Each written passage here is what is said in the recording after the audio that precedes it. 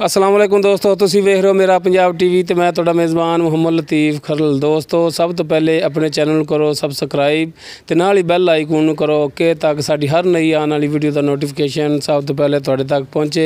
दोस्तों रोज़ाना की निस्बत अज भी तुहाडा वीर तुहाडे वास्ते एक गाय की वीडियो लैके हाज़र होया है। उम्मीद करांगे कि तुहानूं वीडियो पसंद आवेगी। तो कैमरामैन नूं रिक्वेस्ट करने कि थोड़ा कैमरा नज़दीक करन ते गाय दिखाण तसल्ली दे नाल।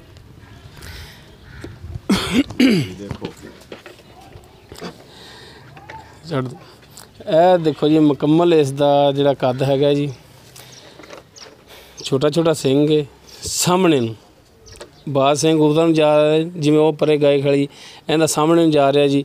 तो ये मालक तो पुछांगे सूई गाय किन्ने दिन हो गए सूई नूं ते की दुध की कंडीशन है, की इहदी प्राइस करनगे। उधर माड़ा जिहा करी बाई जी, ओ गाय माड़ा ही करी यार, दोनों साइड दिखाई। काला स्याह थान लग्या है जी, इनू सही विरलों के थाने का माशाअल्लाह सोहना थान है। पिछे इसके जिहड़ा बच्चा है वो भी दिखावांगे तुहानूं। माड़ा जिहा बच्चा कढ़ के बाहर करी यार।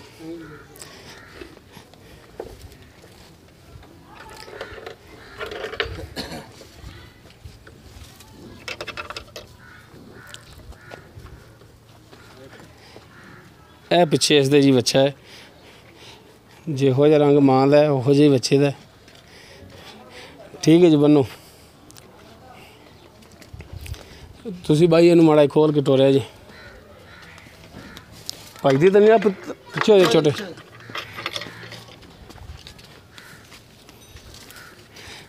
देख लैने टुरन दे विच कोई मसला मसैल तो नहीं हैगा।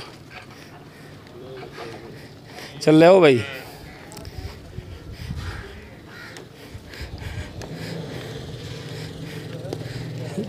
बन दो। हो जी हुण आपां करने जी मालक दे नाल गलबात ते पुछने जी इहदा की हिसाब किताब है।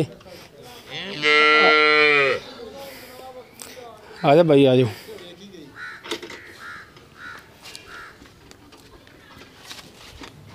आओ जी भाई जी मालक साहब इधर अगे आओ माड़ा जा, इधर लाओ जनाब साढ़े वाले लाओ कैमरामैन साहब। अस्सलाम वालेकुम। वालेकुम सलाम जी। की नाम है जी अपना? परवेज़ जी।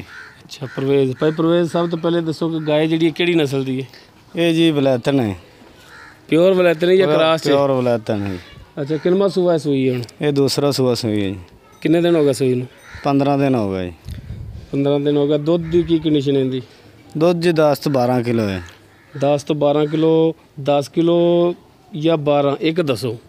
10 किलो पक्का लाओ। पक्का 10 किलो है। बच्चे ने छड़ के जी। बच्चे छड़ के? हाँ जी। किन्ना को बच्चे छड़ देंगे जी? बच्चे ने एक थान छड़ेगा। अच्छा एक थान छड़ तिना थाना का 10 किलो दो टाइम का हो जाता? दो टाइम दा पक्का ठंडा दुध? पक्का जी। हाँ जी मणिए पूरा होगा? पूरा होगा जी।